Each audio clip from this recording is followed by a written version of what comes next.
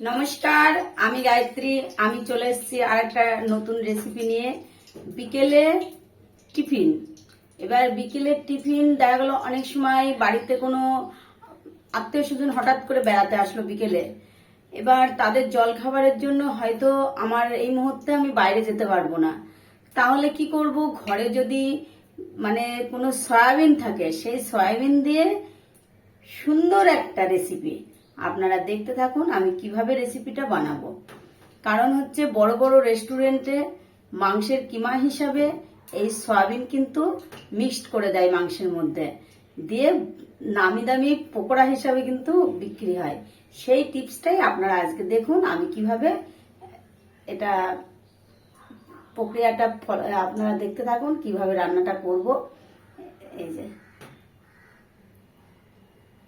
প্রথমে কিছুটা পেঁয়াজ কুচি করে রেখেছি, কিছুটা ধনেপাতা, কিছুটা আদা রসুন গ্রেট করে রেখেছি, টমেটো কুচি, লঙ্কা কুচি, আর এদিকে একটু জিরার গুঁড়ো, আর একটু হচ্ছে ধনের গুঁড়ো, আর একটু লঙ্কার গুঁড়ো, সামান্য একটু লঙ্কার গুঁড়ো। আর আগে থেকে সয়াবিনটাকে এই যে আমি সিদ্ধ করে রেখেছি, এই যে সিদ্ধ করে রেখেছি। এবার এই সয়াবিনগুলোকে আমি এরকম করে ভেঙে নেব। এবার এই যে বড় সয়াবিন হলে 4-5 টুকরো, আর ছোট সয়াবিন হলে 2 টুকরো করলেই হয়ে যাবে। এই যে এইভাবে টুকরো করে নেব। আর লাগবে একটা ডিম, আর এর সাথে লাগবে আরেকটু ছাতু। আমি আজকে দেখুন কিভাবে বানাচ্ছি জিনিসটা, তাহলেই বুঝতে পারবেন।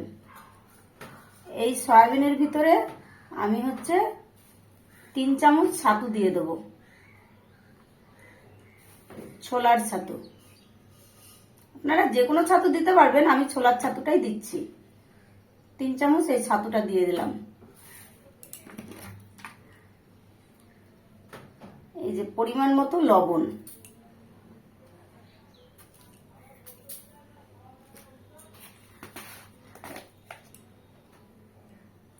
পরিমাণ মতো হলুদ,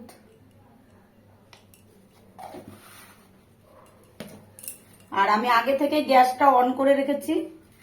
এবার একে একে সবগুলো দিয়ে দেবো। পেঁয়াজ প্রথমে দিয়ে দিলাম, আদা রসুন গ্রেট করা দিয়ে দিলাম, লঙ্কা কুচি, টমেটো কুচি, আর এই যে ধনেপাতা কুচি, সবকিছু একসঙ্গে একত্রে দিয়ে দিয়েছি। এবার এই মশলাটাও দিয়ে দেবো। আগে ভালো করে মিক্সড করে নেব।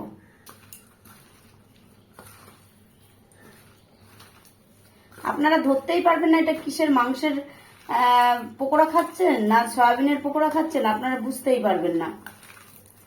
আপনারা ভাববেন কি মাংসেরই পকোড়া খাচ্ছেন। এবার এর ভিতরে ডিমটাও দিয়ে দেবো।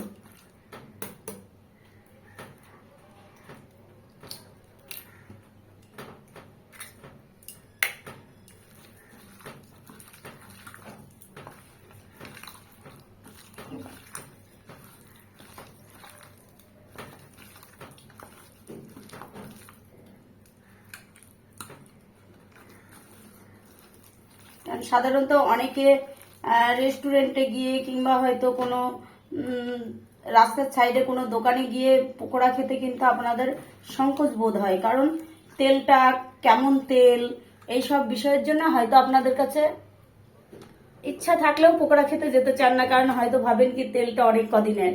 এবার তাহলে পরে বাড়িতে এইভাবে বানাবেন, বানিয়ে খেয়ে দেখবেন, এত টেস্ট, না খেলে আপনারা বিশ্বাস করবেন না। এবার আমার এটা মাখানো হয়ে গেছে। কড়াইতে আমি আগে থেকেই গরম করে নিয়েছি, গ্যাস ধরিয়ে দিয়ে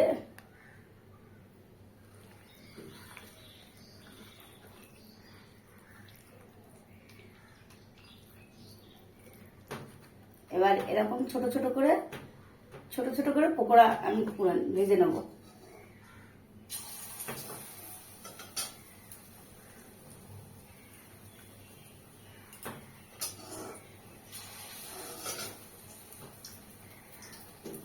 আপনারা দেখতে থাকুন, আমি ভাজতে থাকি, আপনারা দেখতে থাকুন। আর সবসময় জানবেন কোনো পকোড়া কিংবা কোনো বেগুনি, কোনো কিছু আলুর চপ, কোনো কিছু যদি আপনারা বাড়িতে বাসাতে আপনারা যদি এই রেসিপিটা করেন, তাহলে যে গরম তেল, এই তেলটা আমি সেটা যে করেছি সেটা আপনাদের বলা হয়নি, সেজন্য আবার বললাম। এই তেল যদি একটু দিয়ে দেন তাহলে কিন্তু পুরো কিন্তু একদম খাস্তা হবে, পকোড়াটা খুব সুন্দর একদম খাস্তা হবে এই তেলটা দিয়ে দিলে।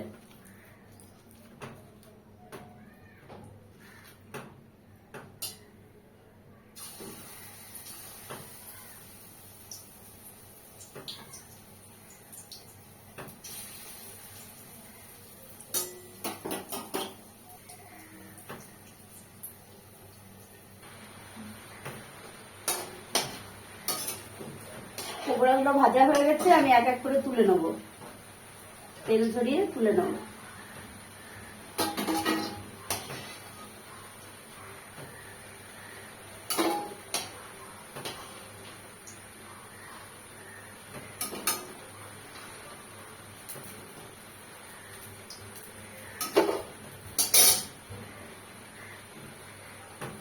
আবার ছেড়ে দেবো, আরো কিছুটা রয়েছে সেগুলো আবার ছেড়ে দেবো।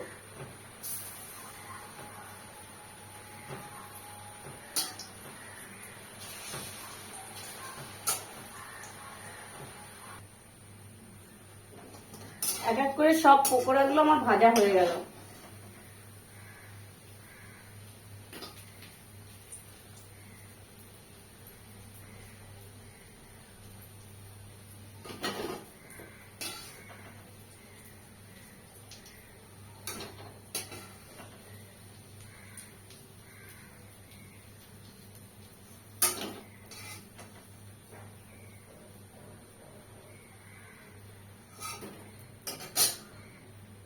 গ্যাসটা অফ করে দেব। দেখুন কত সুন্দর হয়েছে, একদম সেই চিকেন পকোড়া।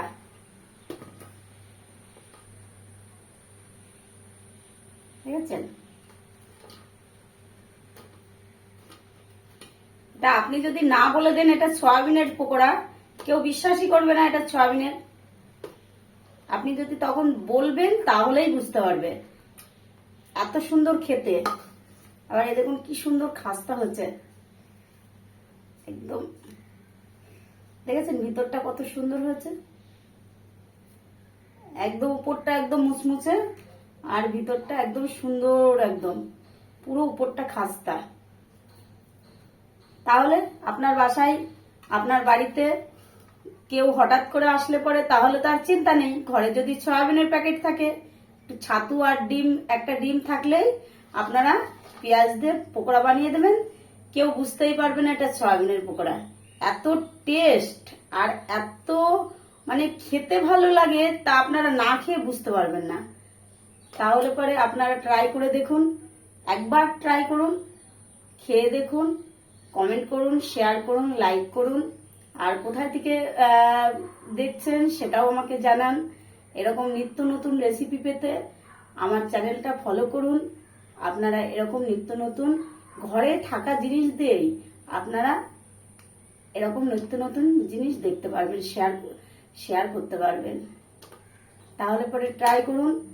আর আমার তরফ থেকে বড়দের প্রণাম আর ছোটদের বুক ভরা ভালোবাসা।